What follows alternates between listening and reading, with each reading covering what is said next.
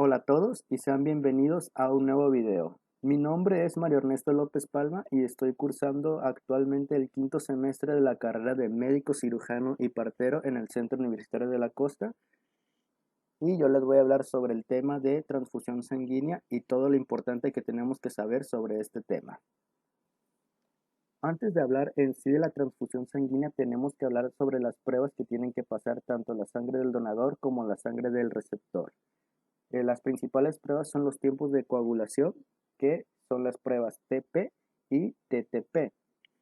Pero también la sangre tiene que pasar por la prueba de aglutinación. A estos tipos de pruebas se les llaman las tipificaciones y las reacciones cruzadas. Esto con el objetivo de que no haya alguna complicación o alguna reacción adversa en nuestro paciente que acaba de ser transfundido de sangre.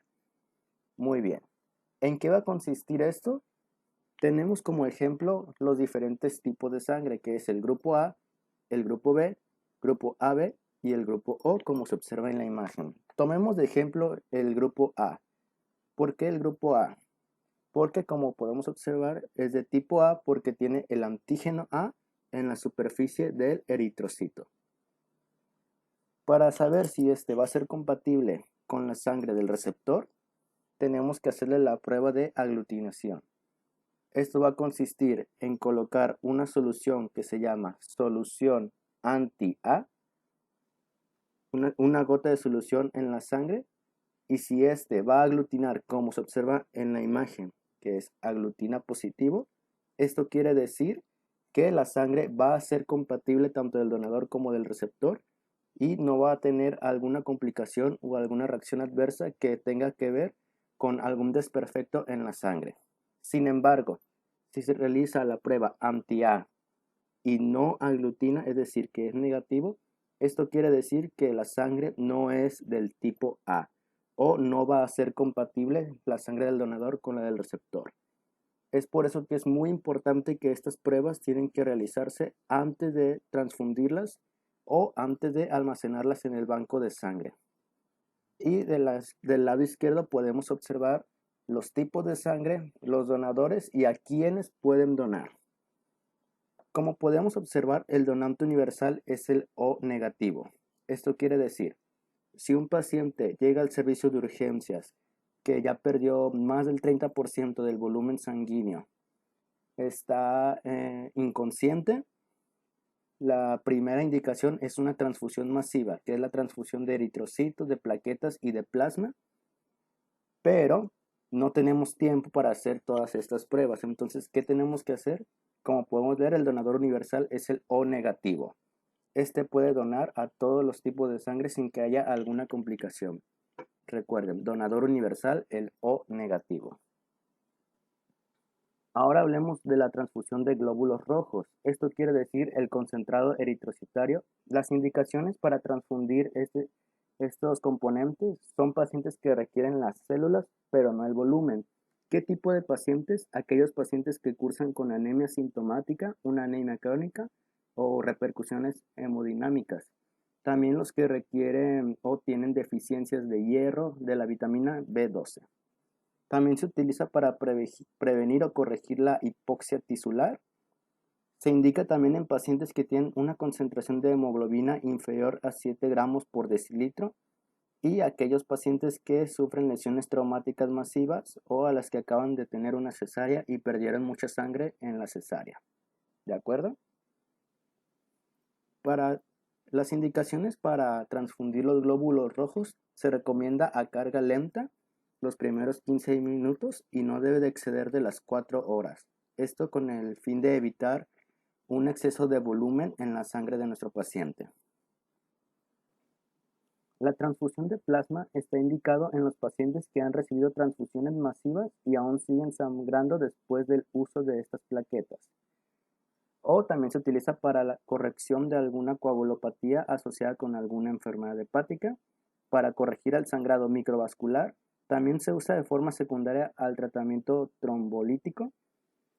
La dosis terapéutica inicial de la transfusión de plasma suele ser de 10 a 15 mililitros por kilogramo. Esto tiene de objetivo alcanzar el 30% de la concentración normal del factor de coagulación. También, como ya había mencionado, se utiliza para revertir los tratamientos con warfarina o un trombolítico. Cada unidad de plasma aumenta del 2 al 3% del factor de coagulación.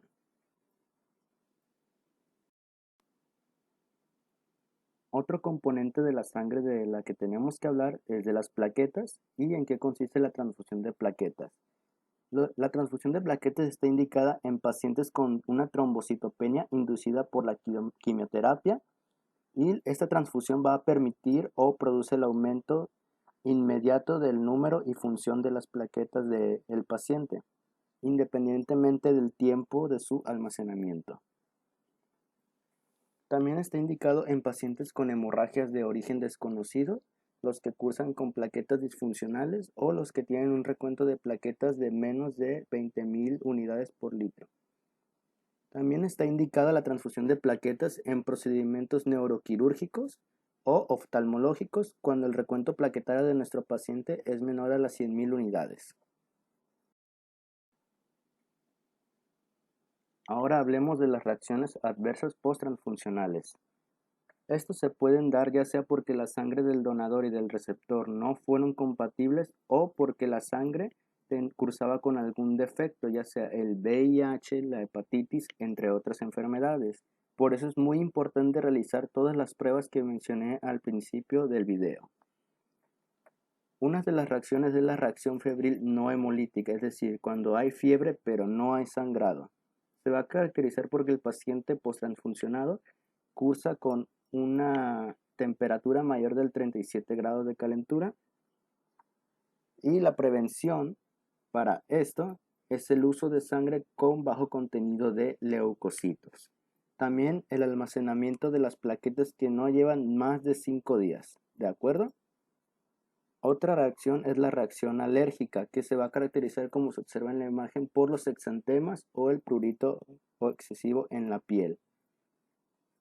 El tratamiento indicado para una reacción alérgica posttransfuncional es administrar profilaxis con antihistamínicos.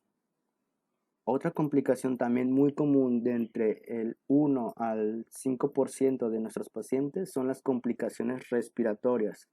Esto porque la sangre del donador y del receptor no eran compatibles. La prevención de esto es verificar que la sangre sea compatible, ¿de acuerdo? Ya que, como se ve en la radiografía de tórax, puede complicarlas y causar un edema pulmonar. Y las reacciones hemolíticas, ya sea por un sangrado interno o externo, como se ve en la imagen, se deben al mismo tiempo porque la sangre cursaba con algún desperfecto por alguna enfermedad o porque igual la sangre no era compatible. También depende de muchos factores fisiológicos del propio paciente las reacciones que se pueden dar. La reacción hemolítica con sangre se va a caracterizar por la fiebre, por la hipotensión, por la hemoglobinuria y por la hemoglobinemia.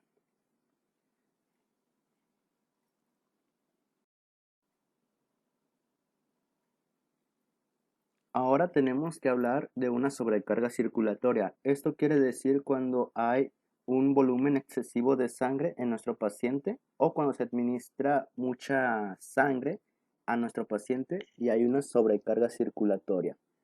Esto porque se va a caracterizar, los signos y síntomas van a ser el resfriado, la disnea, la fiebre, la hipertensión, la hipoxemia, y lo característico son los edemas periféricos, como se observa en la imagen, la inflamación de las extremidades inferiores.